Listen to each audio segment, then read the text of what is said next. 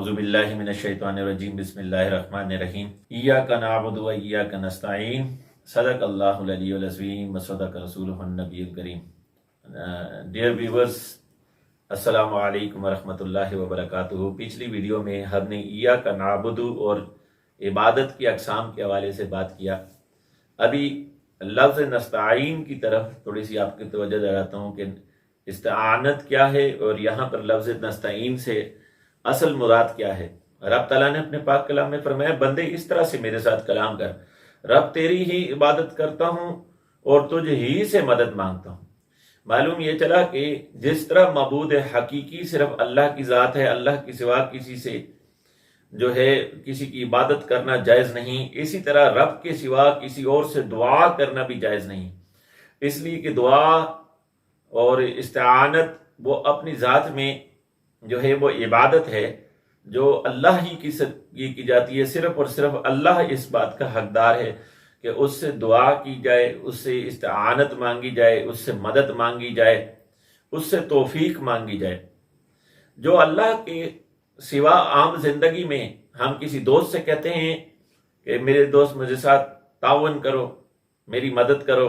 मस्जिद के लिए हम जो हैं उलमा को देखते हैं कि मस्जिद के लिए ताउन की अपील की जाती है, बक्सों पर भी लिखा जाता है कि जी ताउन फरमाएं। इसी तरह जो है अल्लाह ताला ने अपने पाक कलाम में फरमाया है, ताअवनु अलल बिर्रि व तक़वा, तुम एक दूसरे की मदद करो, ताउन करो, इस्तिआनत करो, एक दूसरे की मदद करो। किस बात पर? नेकी और तकवा पर।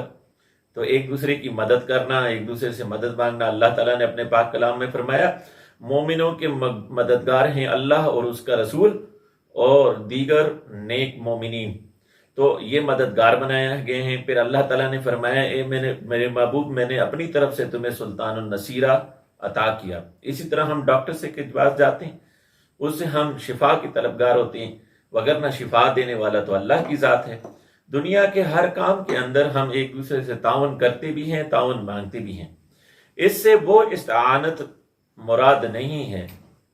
इस्तिआनत जो कुरान मजीद ने कहा वो इबादत है जो खास अल्लाह की ज़ात के साथ जो है वो ताल्लुक़ रखती है कि रब के सिवा किसी को माबूद हकीकी मानकर, किसी को इस्तिआनत का हकदार मानकर, किसी को जो है वो अपना जो है वो मददगार हकीकी मानकर, तौफीक की जो देने वाली ज़ात है सिर्फ उसी को मानकर अल्लाह की सिवा किसी और से इस तरह की इस्तिआनत की तलब करना, जिसको कहते हैं मुस्तकिल बिज़ात समझना कि रब चाहे ना चाहे तो फलां मेरी मदद कर सकता है, या जिस तरह अल्लाह माबूद है इस तरह ये भी माबूद है, ये भी मेरी मदद कर सकता है। ये शिरक होगा।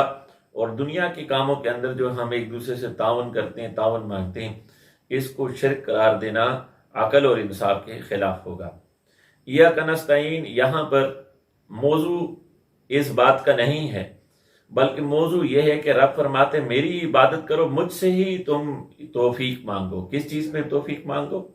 जो इबादत करते हो इस इबादत के खालिस होने पर मुझसे तौफीक मांगो, उस इबादत के पुख्ता और ताम होने पर मुझसे तौफीक मांगो, उस इबादत के करते रहने पर मुझसे तौफीक मांगो, उस इबादत के कबूल होने पर तुम मुझसे तौफीक मांगो, उस इबादत की राह पर गामजन रहने को तुम मुझसे तौफीक मांगो, इस इबादत में मजीद इजाफा और बरकत की तुम मुझसे तौफीक मांगो। इन सब में तुम मुझसे इस्तिआनत तलब करो, क्योंकि मुस्तकिल बिज़ात इस्तिआनत करने वाली सिर्फ मेरी ही ज़ात है और मेरे अलावा और कोई ज़ात वो मेरे मर्जी के बगैर एक पता भी नहीं हिला सकती। ये मुसलमानों का अकीदा है। यही मुराद इय्याका नअबुदु व इय्याका नस्तईन की है। अल्लाह ताला हमें तौफीक नसीब फरमाए कि हम रब की कामिल इबादत करें और रब से कामिल इस्तिआनत चाहें और रब से ही तौफीक के तलबगार हों, रब से ही हर मामले में रुजू किया करें। रब बंदे की शाहरग से भी ज़्यादा करीब है। हदीस पाक में आता है, अल्लाह के हबीब अलैहिस्सलाम फरमाते हैं, आपके पास सहाबी हजरत अनस रज़ियल्लाहु अन्हु तशरीफ फरमा हुए। हजरत अनस फरमाते हैं, एक शख्स ने अल्लाह के हबीब अलैहिस्सलाम से फरमाया, या रसूलुल्लाह, अल्लाह ताला ने अपने पाक कलाम में फरमाया मैं तुम्हारी शाहरग से भी ज्यादा करीब। लेकिन उसके बावजूद हम देखते हैं कुछ लोग ऐसे हैं जो رب سے دعا مانگتے ہیں لیکن ان کی دعا قبول نہیں ہوتی، ان کی دعا قبول کر دی جاتی ہے۔ رب فرماتے ہیں میں شرک سے قریب ہوں، سنتا ہوں اور جواب دیتا ہوں، تو دعا کو قبول کرتا ہوں، تو رب ان کی دعا کو رد کر دیتا ہے، جبکہ قرآن میں کہا کہ میں ان کی دعا کو قبول کرتا ہوں۔ اللہ کے حبیب علیہ السلام نے فرمایا کہ اے میرے صحابی تو جان کہ جو ہے سننے کا وعدہ ہر کسی کے ساتھ ہے اور قبول کرنے کا وعدہ صرف اس کے ساتھ ہے جس کے پیٹ میں کبھی حرام لقمہ نہ گیا ہو۔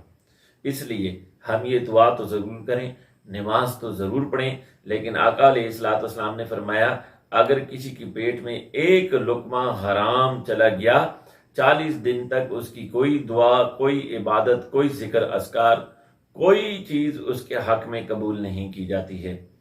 حرام رزق کے ساتھ عبادت کرنا، حرام لباس کے ساتھ نماز کو ادا کرنا، حرام پیسوں سے حج کرنا، یہ رب کے دربار میں قابل قبول نہیں ہے۔ ایسے بندے پر نافرین کی جاتی ہے، نہ کہ اس کو مرحبا کہا جاتا ہے۔ اللہ تعالیٰ ہمیں حلال رزق کمانے، کیونکہ رزق کے حلال کمانا بھی عین عبادت ہے، اور اس پر رب کریم ہماری استعانت فرمائے، توفیق دے کہ ہم رزق حلال کما کے اللہ کی بہترین طریقے سے، بہترین خلوص کے ساتھ، خلوص نیت، خلوص قلب کے ساتھ رب کی عبادات کو ہر طریقے سے ادا کریں اور زندگی کا ہر لمحہ اللہ کی یاد میں اور پیارے حبیب علیہ السلام پر درود پڑھتے ہوئے جو ہے وہ گزاریں۔ السلام علیکم ورحمۃ اللہ وبرکاتہ۔